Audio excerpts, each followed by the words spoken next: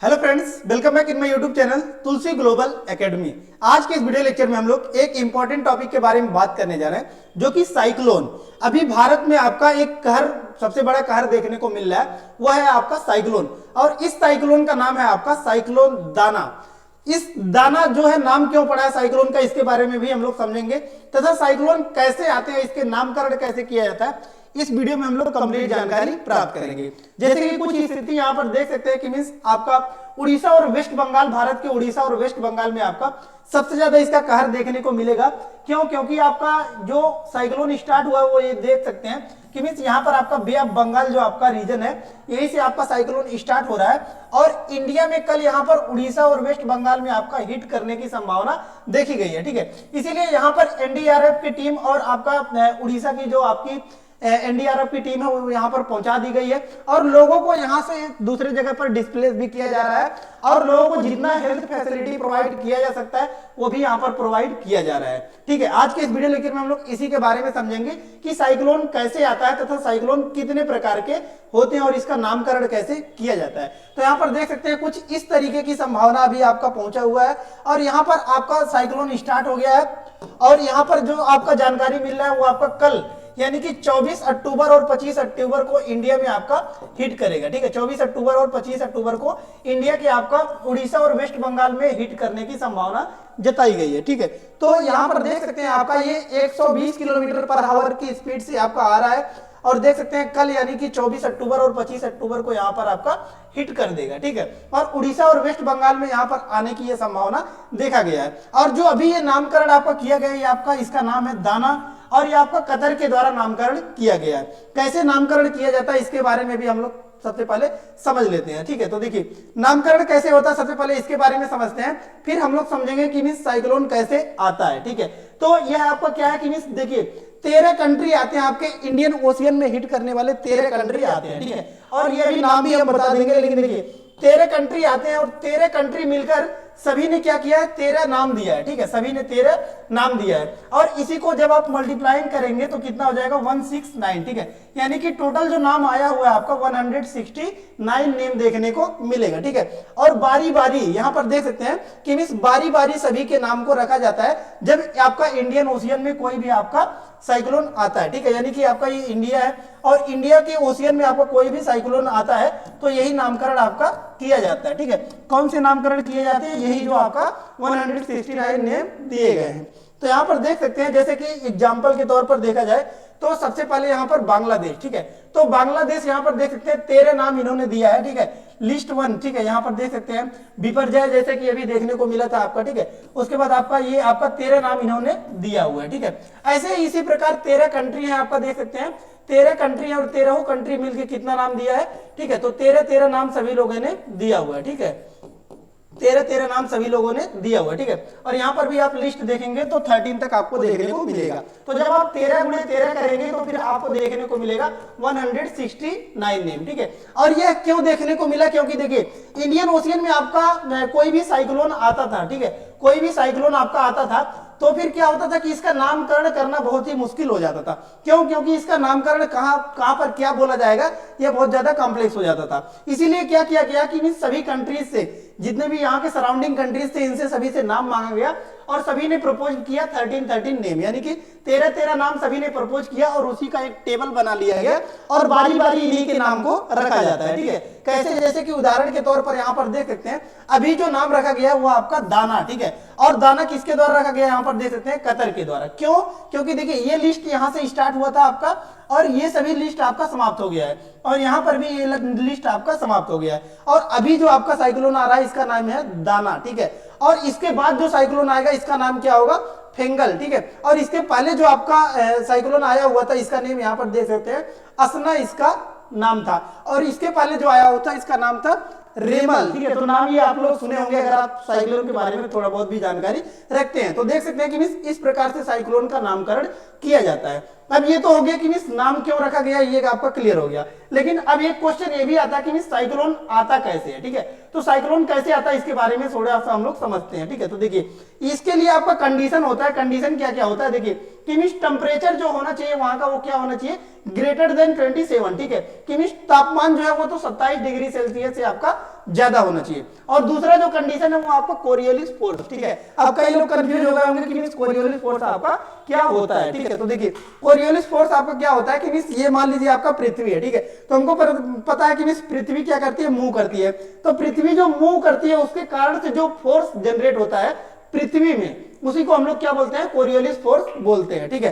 अब आता है कि मींस लार्ज वाटर बॉडी, ठीक है। Large water body in the sense कि मींस क्या होना चाहिए आपका कि सरफेस वाटर होना चाहिए, ठीक है। सरफेस वाटर ज्यादा अमाउंट पर, ठीक है, कि मींस लार्ज सरफेस पर आपको क्या होना चाहिए, वाटर होना चाहिए, ठीक है। वहीं पर आपको साइक्लोन देखने को मिलता है और ये कंडीशन है आपका ट्रॉपिकल साइक्लोन। अब कई लोगों के मन में यह भी क्वेश्चन आ रहा होगा कि मींस कितने टाइप के साइक्लोन होते हैं, ठीक है। तो देखिए एक होता है आपका ट्रॉपिकल साइक्लोन, एक होता है आपका कौन सा, ट्रॉपिकल साइक्लोन, ठीक है, ट्रॉपिकल साइक्लोन। और दूसरा आपका कौन सा होता है, एक्स्ट्रा ट्रॉपिकल साइक्लोन, ठीक है। दूसरा आपका होता है एक्स्ट्रा ट्रॉपिकल साइक्लोन, ठीक है, एक्स्ट्रा ट्रॉपिकल साइक्लोन, ठीक है। अब कई लोग ये भी कंफ्यूज हो गए कि मींस ये आपका ट्रॉपिकल साइक्लोन और एक्स्ट्रा ट्रॉपिकल साइक्लोन क्या होता है, ठीक है। तो इसके बारे में भी हम लोग समझते हैं। तो देखिए ये आपका पूरा पृथ्वी है, ठीक है। अब पृथ्वी पर हमको पता है कि मींस यहाँ पर आपका होता है इक्वेटर यानी कि 0 डिग्री, ठीक है। और इसी से जब आप ऊपर जाएंगे तो 23.5 डिग्री ऊपर यहाँ पर आपका आता है, इसको बोलते हैं हम लोग ट्रॉपिक ऑफ कैंसर, ठीक है। ट्रॉपिक ऑफ कैंसर को ही हम लोग हिंदी में क्या बोलते हैं, कर्क रेखा बोलते हैं, ठीक है, कर्क रेखा बोलते हैं, ठीक है। और ठीक इसी प्रकार आप जब साउथ में जाएंगे, दक्षिण में, तो यहाँ पर भी आपका 23.5 डिग्री देखने को मिलेगा और ये होता है आपका ट्रॉपिक ऑफ कैप्रिकॉर्न, ठीक है। ट्रॉपिक ऑफ कैप्रिकॉर्न मतलब क्या होता है आपका मकर रेखा, ठीक है। तो यही कर्क रेखा और मकर रेखा के बीच में जो क्षेत्र होता है, इसमें जो आपका साइक्लोन आता है, इसी को हम लोग क्या बोलते हैं, ट्रॉपिकल साइक्लोन बोलते हैं। और इसके ऊपर जो भी साइक्लोन आएगा, इसके ऊपर यानी कि इस रीजन में जो भी साइक्लोन आएगा, इसको हम लोग क्या बोलेंगे, एक्स्ट्रा ट्रॉपिकल साइक्लोन बोलेंगे, ठीक है। अब एक कंडीशन ये भी आता है कि मींस कई लोग कंफ्यूज हो जाते हैं कि जो साइक्लोन होते हैं ये 2 तरीके का मूवमेंट करता है। कौन कौन तरीके का मूवमेंट करता है इसके बारे में भी हम लोग समझते हैं। तो देखिए ये आपका 2 तरीके का मूवमेंट करता है, एक तो होता है आपका क्लॉकवाइज डायरेक्शन और दूसरा होता है आपका एंटी क्लॉकवाइज डायरेक्शन, ठीक है। तो देखिए क्लॉकवाइज डायरेक्शन क्या होता है कि जब आपका ये हमने बताया कि मींस ये आपका क्या होता है, ये आपका पृथ्वी है, तो ये आपका देखिए ये पृथ्वी है, तो इसको 2 पार्ट में आप तोड़ सकते हैं। ये ऊपर वाला है आपका कौन सा, नॉर्थ, और ये नीचे वाला आपका क्या है, साउथ, ठीक है। यानी कि ऊपर वाले को बोलेंगे नदर्न हेमिस्फीयर और नीचे वाले को बोलेंगे सदर्न हेमिस्फीयर। तो जो भी आपका साइक्लोन आता है नदर्न हेमिस्फीयर में, ये आपका क्या होता है, एंटी क्लॉकवाइज मूव करता है, ठीक है। Anti clockwise in the sense क्या होता है, देखिए हमको पता है कि घड़ी होती है, तो घड़ी आपका कुछ इस तरीके का मूवमेंट करती है, ठीक है। घड़ी इस तरीके की मूवमेंट करती है, ठीक है, यानी कि ऐसे आपकी घड़ी मूवमेंट करती है, ठीक है। लेकिन इसमें जो आपका साइक्लोन आता है वो होता है आपका anti clockwise. Anti clockwise in the sense कि इस तरीके से ये मूवमेंट करता है, ठीक है, इधर से आपका मूवमेंट करता है, ठीक है, इधर से आपका मूवमेंट करता है, ठीक है। तो इस इधर जो आएगा आपका नदर्न हेमिस्फीयर में, इसको बोलते हैं एंटी क्लॉकवाइज डायरेक्शन, और जो सदर्न हेमिस्फीयर में आता है इसको हम लोग बोलते हैं क्लॉकवाइज डायरेक्शन, ठीक है। ये भी आपका क्यों मूव करता है इसके बारे में भी अगर समझना चाहें तो आप समझ सकते हैं, ठीक है। जैसे कि हमने बताया कि एक कंडीशन आपका होता है साइक्लोन आने का, वो है कोरियोलिस फोर्स, ठीक है।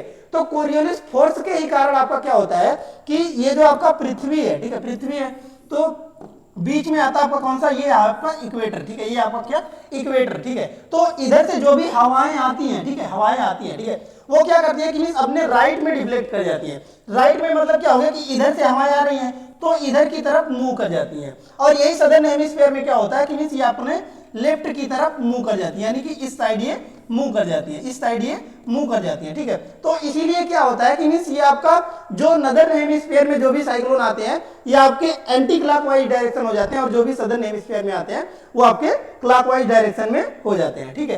तो आई होप ये तो आपको क्लियर हो गया होगा। अब देखिए एक कंडीशन हम लोग और समझते हैं, ये कंडीशन आपका कि देखिए कैसे जनरेट होता है साइक्लोन, कैसे जनरेट होता है, ठीक है। तो देखिए इसके लिए हमने क्या क्या कंडीशन बताया, एक तो हमने ये बताया कि जो आपका टेम्परेचर होना चाहिए वो 27 डिग्री सेल्सियस से हाई होना चाहिए। दूसरा कंडीशन हमने बताया कि कोरियोलिस फोर्स होना चाहिए, कोरियोलिस फोर्स प्रेजेंट होना चाहिए, ठीक है।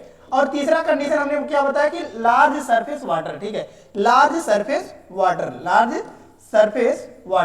सरफेस वाटर, ठीक है, यानी कि आपको क्या है, एक वाटर बॉडी हो गया, ठीक है। अब देखिए यहाँ पे होता क्या है, कंडीशन क्या होता है कि ये आपका वाटर है, ये आपका वाटर है, ठीक है। तो जनरली हमको पता है कि जो आपका पृथ्वी है, यानी कि आपका मान लीजिए इंडिया है, ठीक है, ये आपका इंडिया है जमीन वाला पोर्शन, और इसी के बगल में आता है इंडिया का ये पानी वाला पोर्शन, पानी वाला पोर्शन, ठीक है। तो देखिए अब ये कंडीशन क्या क्रिएट होता है कि जो जमीन है इस पर जब आप सनलाइट देखेंगे तो सनलाइट यहाँ पर क्या करता है, जमीन को जल्दी गर्म कर देता है और जल्दी ठंडा भी हो जाता है।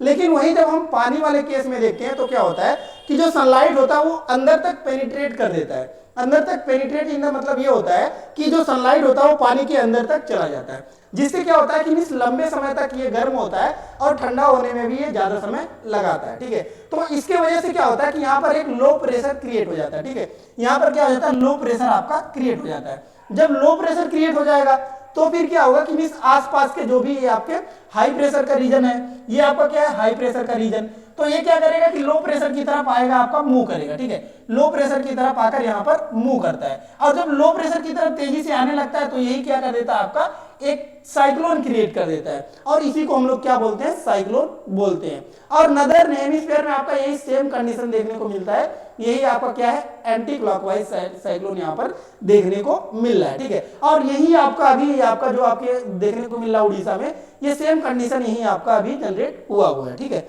अब बात आती है कि ये तो हो गया कि साइक्लोन आपका आ गया, साइक्लोन आ गया यानी कि कल से यहाँ पर साइक्लोन देखने को मिलेगा उड़ीसा और वेस्ट बंगाल में। अब बता दिए कि सेफ्टी प्रिकॉशन इसके लिए क्या क्या रखा गया है कि लोग इसमें बचेंगे या फिर नहीं बचेंगे, ठीक है। तो देखिए ह्यूज अमाउंट पर यहाँ पर क्या किया गया है, स्कूल को तो बंद कर दिया गया, ठीक है। स्कूल को बंद कर दिया गया, स्कूलों को बंद कर दिया गया, लगभग 200 से ज्यादा जो ट्रेनें हैं उनको भी यहाँ पर स्टॉप कर दिया गया, ट्रेन को भी यहाँ पर स्टॉप कर दिया गया, ठीक है। और जो भी स्कूल्स वगैरह इसको भी क्या कर दिया गया, बंद कर दिया गया, ठीक है।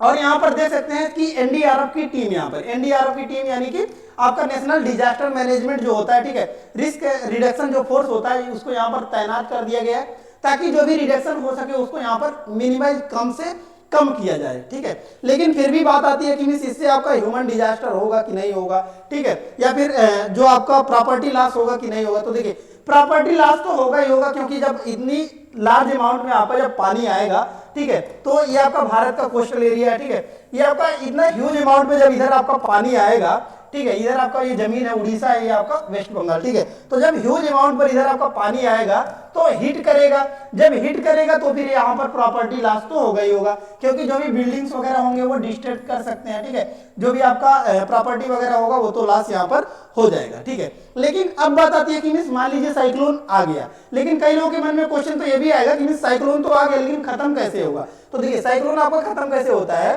कि हमने बताया कि इसका सोर्स क्या होता है, जैसे कि देखिए कोई भी गाड़ी आपका, जैसे कि आपका बाइक ही है, तो बाइक चलता है, लेकिन बाइक कब तक चलता है, जब तक उसके पास तेल है। बाइक में जब तक तेल है तब तक वो तो चलेगा, लेकिन जब तेल खत्म हो जाएगा तो बाइक रुक जाएगा, ठीक है। ठीक इसी प्रकार इसके साथ भी होता है कि साइक्लोन तो आपका आ रहा है और कहां से निकल रहा है, यहां से निकल रहा है, हमको पता है कि ये आपका जनरेट होगा यहाँ से, ठीक है, जनरेट हुआ है यहाँ से आपका जनरेट हुआ है, ठीक है, यानी कि यहाँ पर बादल का फॉर्मेशन हुआ होगा और हैवी रेनफॉल भी होगा यहाँ पर, ठीक है। लेकिन इसका सोर्स क्या है, वाटर बॉडी, वाटर बॉडी यानी कि पानी से ही आपका सोर्स रीजन है, इसका पानी यहीं से उठा रहा है और बारिश कर रहा है, हैवी रेनफॉल कर रहा है, ठीक है। तो फिर ये क्या करेगा, जब जमीन से टकराएगा तो फिर इसका जो कनेक्टिविटी है, वाटर की कनेक्टिविटी है वो डिस्ट्रैक्ट हो जाएगी और ये क्या हो जाएगा, समाप्त हो जाएगा। लेकिन जमीन पर भी कुछ अंदर तक दिखाई देने को मिलता है, क्योंकि डायरेक्ट इसका सोर्स ऑफ सप्लाई समाप्त नहीं होता है, ठीक है। तो इसलिए आई होप सभी डाउट्स आपके क्लियर हो गए होंगे, ठीक है। लेकिन इसके बावजूद भी अगर आपको कोई डाउट्स है साइक्लोन के लिए तो आप कमेंट बॉक्स में कमेंट पुट अप कर सकते हैं, और लेटेस्ट जानकारी के लिए कोई भी इंफॉर्मेटिव वीडियो के लिए आप हमारे चैनल को जरूर से सब्सक्राइब कर लीजिएगा, तथा कोई भी आपको पीडीएफ वगैरह चाहिए तो आप हमारे टेलीग्राम चैनल से भी जाकर जुड़ सकते हैं, जिसका लिंक हमने डिस्क्रिप्शन बॉक्स में दे दिया है। सो धन्यवाद, मिलते हैं नेक्स्ट वीडियो में नेक्स्ट लेक्चर के साथ, तब तक के लिए धन्यवाद, जय हिंद।